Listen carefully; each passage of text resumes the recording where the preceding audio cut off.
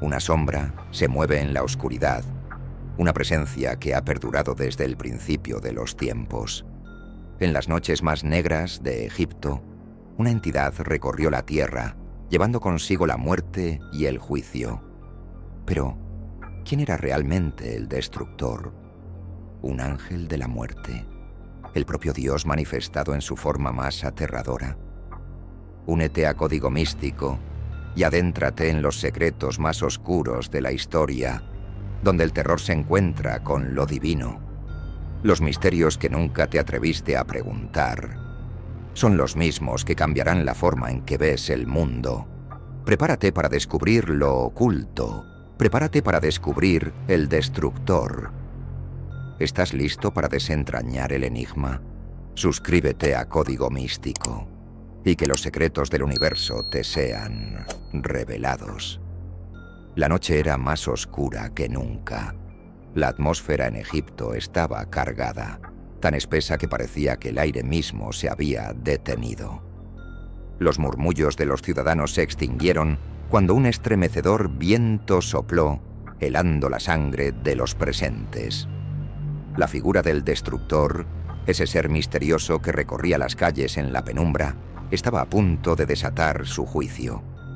El destructor, ¿un ángel o el mismo Dios? La Biblia lo describe de diversas formas.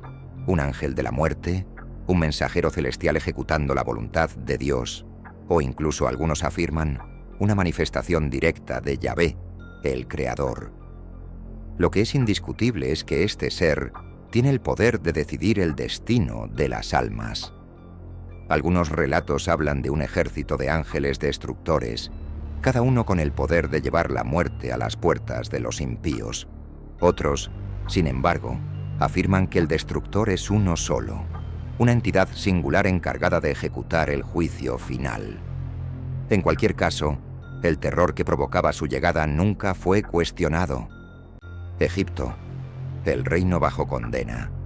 Egipto, antaño próspero, ahora estaba marcado por las cicatrices de la ira divina. El faraón se mantenía firme en su decisión de no liberar al pueblo de Israel. 9 plagas habían azotado su reino, cada una de ellas desafiando directamente la autoridad de sus dioses. Desde el Nilo, convertido en sangre, hasta la oscuridad impenetrable que sumió a Egipto en una parálisis sin precedentes, cada plaga era un recordatorio de la supremacía del Dios de Israel.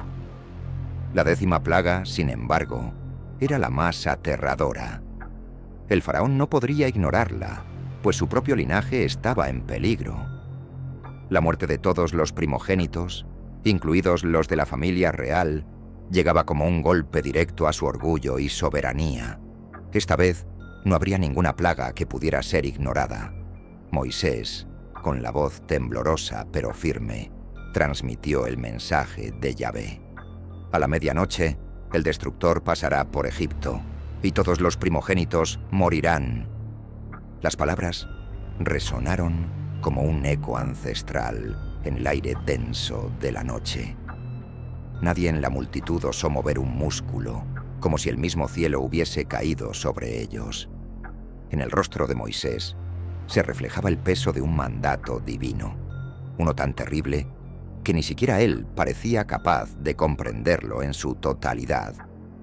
La sentencia no era solo una amenaza, era un pacto sellado con sangre, un juicio inquebrantable que no podía ser evitado.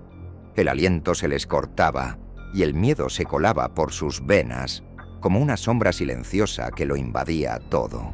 La última plaga estaba por desatarse.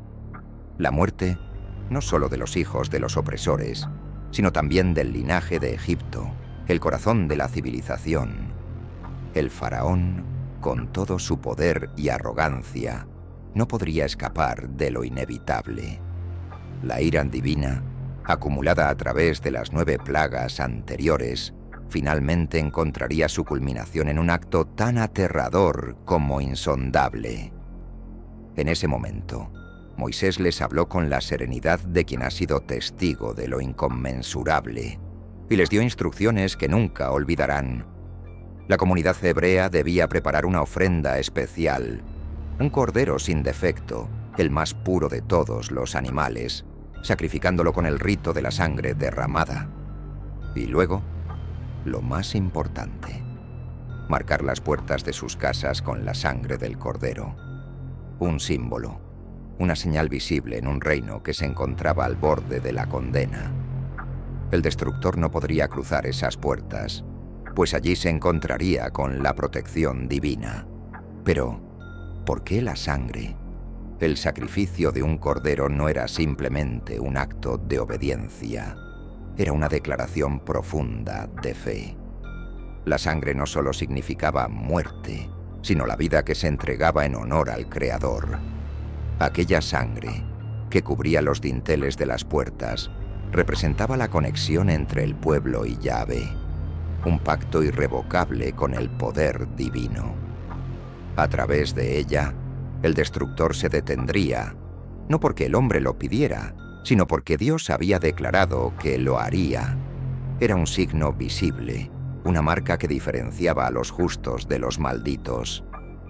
Mientras en los hogares de Egipto la oscuridad caía como un manto de terror, la luz de la fe brillaba con fuerza en las casas de los israelitas. Pero incluso para ellos, el temor era palpable. ¿Sería suficiente la sangre para salvarlos? ¿O el juicio que se avecinaba iba más allá de lo que cualquier humano podría soportar? La oscuridad de la noche se volvía más pesada, mientras la tensión crecía con cada palabra de Moisés. Los israelitas, aunque confiaban en el pacto, no podían evitar un escalofrío ante la magnitud de lo que estaba por suceder. ¿Qué clase de poder podría recorrer la tierra llevando consigo la muerte, sin discriminación? La medianoche del juicio. El tiempo se hizo más lento, como si el universo mismo estuviera esperando que el reloj marcara la medianoche.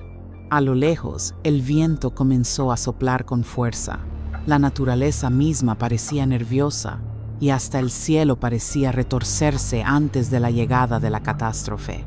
Los cielos se oscurecieron aún más y la sensación de que algo muy grande se aproximaba, la medianoche del juicio, el tiempo pareció frenarse, como si el universo contuviera el aliento en espera de un instante definitivo. A lo lejos, el viento rugió con una furia presagiada y el cielo se tornó aún más oscuro. La tierra tembló bajo un presentimiento ineludible.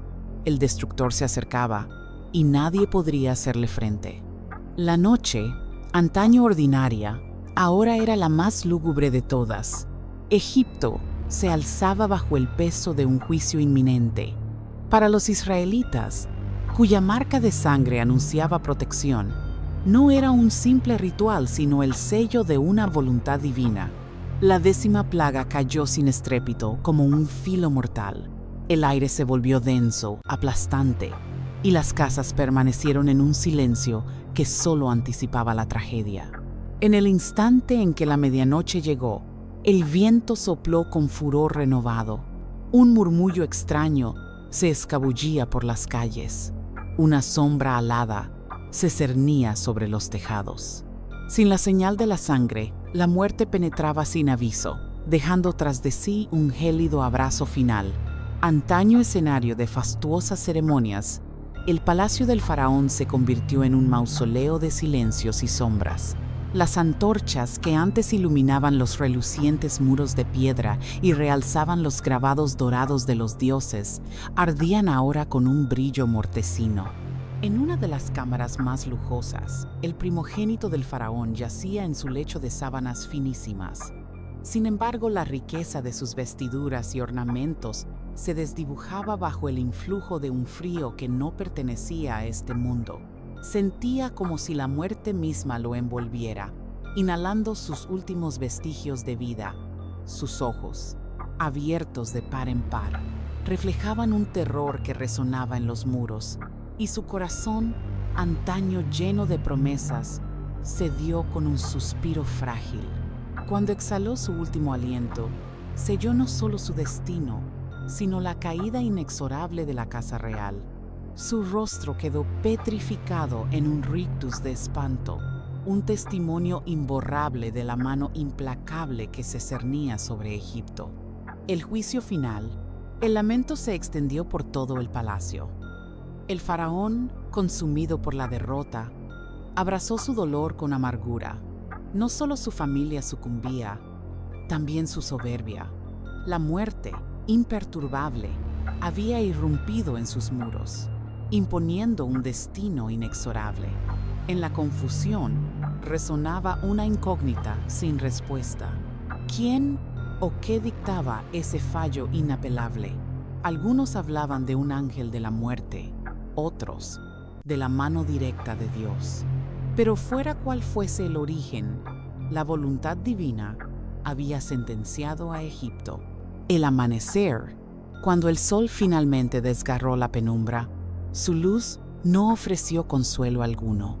Por el contrario, reveló la magnitud del desastre que consumía al reino. Las calles, antaño llenas de bullicio, se veían ahora cubiertas de cuerpos y llantos desgarradores. Un silencio espeso se mezclaba con el lamento de quienes abrazaban a sus muertos, incapaces de asimilar la brutal realidad que los rodeaba. En medio de aquella desolación, el faraón se arrodilló ante el cuerpo de su hijo inerte. Su majestuosa túnica, símbolo de poder, arrastraba en la arena manchada de sangre. Las lágrimas surcaban su rostro, y con voz quebrada llamó a Moisés: «Váyanse, adoren a su Dios y bendíganme». La oscuridad que cubría Egipto se desvaneció gradualmente, pero el reino jamás volvería a ser el mismo. Mientras las puertas del palacio se cerraban tras el doloroso lamento, la grandeza de Egipto quedaba sellada por un pesar que resonaría en sus muros por generaciones. La liberación. Aplastado por el infortunio, el faraón permitió la libertad de los israelitas. Ellos marcharon guiados por una columna de nube y fuego, atravesando el Mar Rojo que se abrió en un milagro inaudito. El ejército egipcio, impulsado por el arrepentimiento y la furia, los siguió hasta que las aguas se cerraron con furia desatada, sellando su destino. La justicia divina, insondable e incuestionable, se impuso.